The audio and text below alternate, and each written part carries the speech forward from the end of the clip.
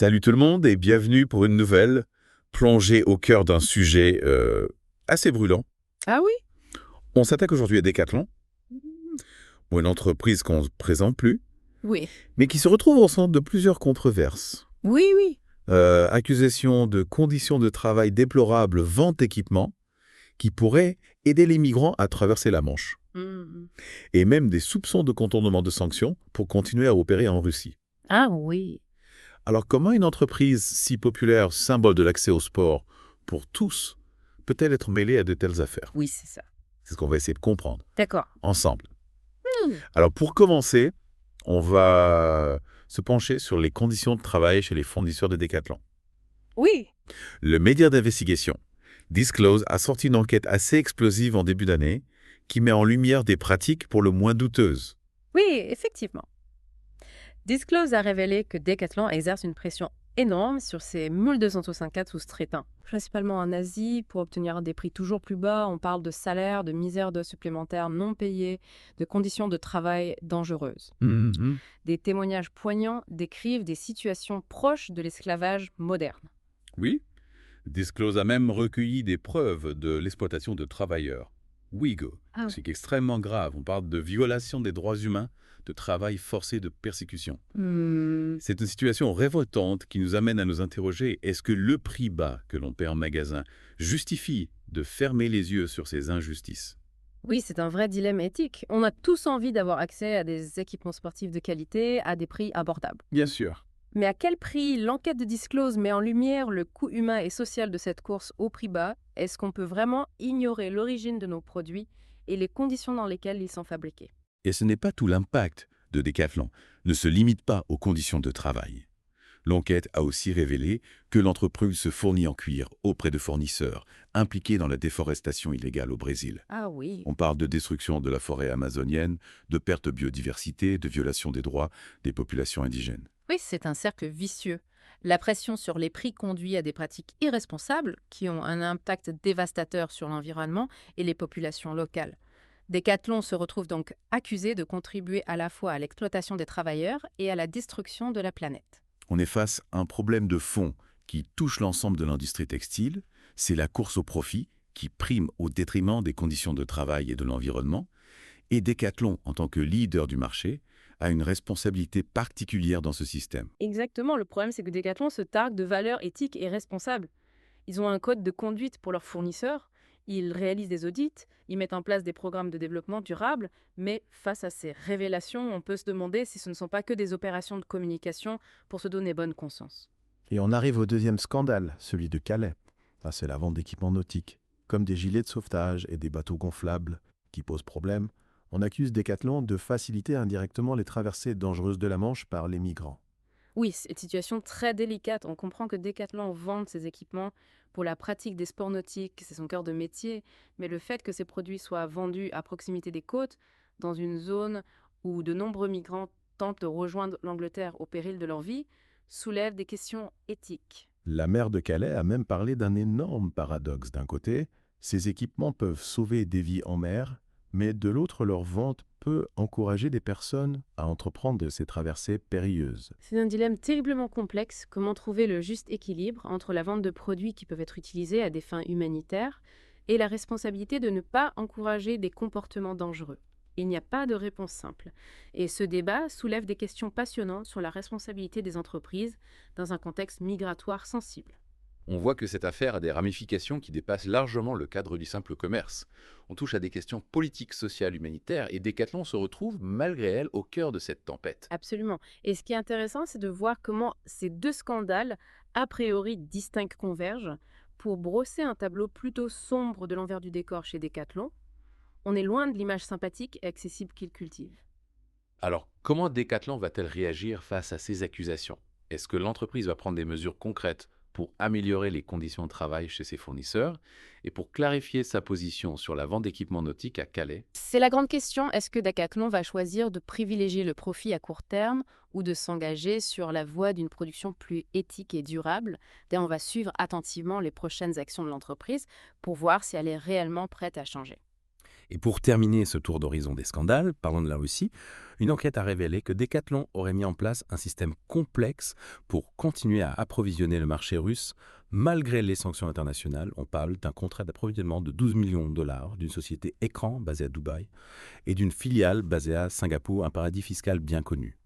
Si ces accusations s'avèrent fondées, les conséquences pourraient être lourdes pour Decathlon. Ouais. On parle de sanctions financières importantes et d'une atteinte considérable à sa réputation. On peut se demander si l'appât du gain justifie de prendre de tels risques, surtout quand on sait que Decathlon a enregistré un chiffre d'affaires record en 2023, atteignant 15,6 milliards d'euros. Et n'oublions pas le milliard d'euros de dividendes versés à la famille Mullier en 2024. Certains dénoncent une répartition des richesses inéquitable, surtout au vu des conditions de travail déplorables chez certains fournisseurs. Comment justifier des dividendes aussi importants quand on sait que certains travailleurs peinent à survivre avec un salaire de misère ? C'est une question qui mérite d'être posée. On voit bien que ces scandales touchent à des nerfs sensibles et soulèvent des questions profondes sur l'éthique des entreprises dans un monde globalisé. Decathlon se retrouve à la croisée des chemins. Va-t-elle choisir de privilégier le profit à court terme ou de s'engager sur la voie d'une production plus éthique et durable ? On va explorer cette question plus en profondeur dans la suite de notre deep dive. Restez avec nous pour découvrir les arguments de Decathlon face à ces accusations, les solutions envisagées et les implications pour l'avenir de l'entreprise et du secteur de la distribution sportive. Alors, face à ce déluge de critiques, Decathlon ne reste pas les bras croisés. L'entreprise a réagi, publié des communiqués, donné des interviews, organisé des conférences de presse. Ils essaient de se défendre, de justifier leurs actions, de rassurer leurs clients. Oui, c'est vrai. Et ils ont quelques arguments à faire valoir. Oui, Decathlon rappelle son engagement historique pour l'accessibilité du sport, oui. son rôle dans la démocratisation de la pratique sportive pour des millions de personnes grâce à des produits de qualité à prix abordable. C'est un argument important. Decathlon a effectivement permis à beaucoup de gens de pratiquer un sport qui leur serait autrement inaccessible. Oui. Et ils insistent sur les efforts déjà réalisés en matière de responsabilité sociale et environnementale, mettant en avant leur code de conduite pour les fournisseurs, les audits réguliers, les programmes de développement durable. Ils affirment prendre très au sérieux les accusations et mener des enquêtes internes pour faire toute la lumière sur ces affaires. Concernant les conditions de travail chez les fournisseurs, Decathlon admet qu'il reste du chemin à parcourir, tout en affirmant travailler activement à l'amélioration des conditions dans toute sa chaîne d'approvisionnement. Oui, c'est là que le bas blesse entre les promesses, les engagements et la réalité sur le terrain. Il y a parfois un fossé. Oui, Comment s'assurer que les sous-traitants souvent situés à l'autre bout du monde respectent les standards éthiques que Decathlon prétend défendre? et pour la vente d'équipements nautiques à Calais, Decathlon se défend en disant qu'elle ne peut pas contrôler l'utilisation finale de ces produits. Ces équipements destinés à la pratique de sport nautique peuvent aussi servir à sauver des vies, argumente-t-il. Oui, c'est un argument difficile à contester. Une entreprise peut-elle vraiment être tenue responsable de la façon dont ses clients utilisent ses produits? C'est un débat complexe qui pose la question de la responsabilité morale des entreprises face à des situations sensibles. Et concernant la Russie, Decathlon maintient respecter les sanctions internationales et n'avoir jamais eu l'intention de les contourner. Ils expliquent que leurs activités en Russie sont limitées. Ils visent uniquement à fournir des produits de première nécessité à la population russe. Difficile de savoir ce qui est vrai, ce qui est de la communication. Il faudrait une enquête indépendante pour démêler le vrai du faux.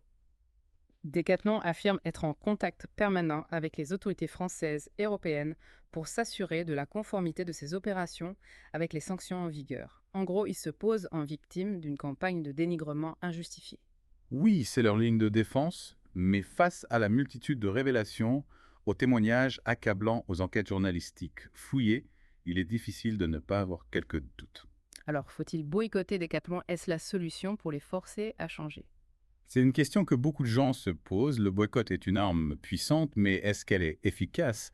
Dans ce cas précis, risque-t-elle de pénaliser les employés de Decathlon, les petits producteurs qui travaillent avec eux? Et est-ce que Decathlon est réellement pire que les autres géants du textile? La plupart des grandes marques de vêtements de sport sont confrontées aux mêmes problèmes, conditions de travail déplorables, impact environnemental, désastre, opacité de chaînes d'approvisionnement. C'est vrai, Decathlon est peut-être juste la partie émergée de l'iceberg, l'entreprise qui cristallise les critiques, parce qu'elle est très connue et qu'elle véhicule une image positive, mais le problème est beaucoup plus profond. Il touche à l'essence même de notre modèle de consommation, à la mondialisation, à la course au profit. On veut des produits de qualité à bas prix, mais on refuse de voir le coût humain et environnemental de cette obsession. C'est une prise de conscience difficile à opérer. On est tous complices de ce système d'une manière ou d'une autre. Mais l'affaire Decathlon a le mérite de nous forcer à nous interroger sur nos choix de consommation, sur les valeurs que l'on souhaite défendre. Alors, quelle solution pour concilier accessibilité du sport et respect des droits humains, protection de l'environnement? Est-ce que Decathlon peut se racheter, redevenir une entreprise exemplaire? C'est le défi qui se pose à eux. Il ne suffit pas de faire des promesses, il faut des actions concrètes, vérifiables. Un véritable changement de modèle économique s'impose avec plus de transparence, de traçabilité, de respect des normes sociales et environnementales. On parle d'audit indépendant de contrôle, renforcer des sous-traitants de production locale, de transparence, accrue de dialogue avec les parties prenantes. Ce sont des pistes intéressantes. Mais est-ce que Decathlon aura le courage de les mettre en place? Et est-ce que les consommateurs sont prêts à payer plus cher pour des produits fabriqués dans des conditions éthiques et durables? C'est la grande inconnue, l'avenir de Decathlon. Et plus largement celui de l'industrie textile, dépendra en grande partie de l'évolution des mentalités et des comportements des consommateurs. C'est une réflexion qui nous dépasse largement, mais qui est essentielle. L'affaire Decathlon nous met face à nos propres contradictions, à nos responsabilités individuelles et collectives. On a beaucoup parlé de Decathlon, de ses succès, de ses déboires, mais cette affaire a des répercussions qui dépassent largement le cadre d'une seule entreprise. C'est tout le secteur de la distribution sportive qui est secoué par ces révélations. Oui, c'est un véritable électrochoc. On ne peut plus se cacher derrière le discours de la démocratisation du sport sans se poser la question du coût humain et environnemental de cette industrie. Les scandales qui touchent Decathlon mettent en lumière les dérives d'un système mondialisé où la course au profit prime souvent sur l'éthique et le respect des droits fondamentaux. C'est une piqûre de rappel pour toutes les marques de vêtements et d'équipements sportifs. Les consommateurs sont de plus en plus conscients de ces problématiques et ils n'hésitent plus à pointer du doigt les entreprises qui ne respectent pas leurs valeurs. On voit d'ailleurs émerger de nouvelles marques qui se positionnent sur un créneau plus éthique et durable. Elles mettent en avant des modes de production responsables, des matières premières recyclées, une fabrication locale. C'est une tendance de fond qui va s'accentuer dans les années à venir. C'est encourageant de voir que le secteur bouge, mais il reste encore beaucoup de chemin à parcourir. La transformation du modèle économique de l'industrie textile est un défi colossal. Il faut repenser la production, la consommation, la distribution, le recyclage. Et cette transformation ne pourra se faire sans une prise de conscience collective. Les entreprises doivent changer leurs pratiques, les consommateurs doivent être prêts à payer le juste prix pour des produits responsables, les pouvoirs publics doivent mettre en place des réglementations plus strictes. C'est un changement de paradigme qui s'impose. On ne peut plus continuer à consommer comme si les ressources étaient infinies et comme si le bien-être des travailleurs et la protection de l'environnement n'étaient que des considérations secondaires. L'affaire Decathlon nous rappelle que chaque achat est un acte politique. En choisissant les produits que l'on achète, on soutient un modèle économique, des valeurs des pratiques. On a le pouvoir de faire changer les choses en privilégiant les entreprises qui s'engagent pour un monde plus juste et plus durable. Alors que peut-on faire concrètement en tant que consommateur? Faut-il boycotter toutes les grandes marques, se tourner uniquement vers des produits éco-responsables? Il n'y a pas de solution miracle de recette. Toute fait, l'important c'est de s'informer, de se poser des questions, de faire des choix éclairés en fonction de ses valeurs et de ses moyens.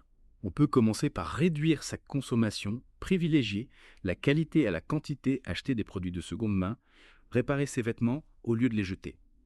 On peut aussi soutenir les marques qui s'engagent pour une production plus éthique et durable, même si cela implique parfois de payer un peu plus cher. Et surtout, on peut faire entendre sa voix, interpeller les marques sur les réseaux sociaux, signer des pétitions, participer à des campagnes de sensibilisation, soutenir les associations qui luttent pour les droits des travailleurs et la protection de l'environnement. L'affaire Decathlon a eu le mérite de mettre en lumière des problèmes systémiques que l'on préférait souvent ignorer. C'est une opportunité pour repenser notre rapport à la consommation, pour construire un modèle plus juste et plus durable. L'avenir du sport et plus largement l'avenir de la planète dépend de notre capacité à changer nos habitudes, à consommer de manière plus responsable, à faire des choix qui ne se fassent pas au détriment des générations futures. C'est un défi immense, mais on se doit d'être optimiste. La prise de conscience, et là les solutions existent. La volonté de changer est de plus en plus forte ensemble. On peut construire un avenir meilleur où le sport sera réellement synonyme de progrès, de partage de respect. Merci à vous de nous avoir suivis dans cette plongée au cœur d'un sujet complexe et passionnant. On espère que cette discussion vous aura apporté des éclaircissements et vous aura donné envie de vous engager pour un monde plus juste et plus durable. À bientôt pour un nouveau Deep Dive.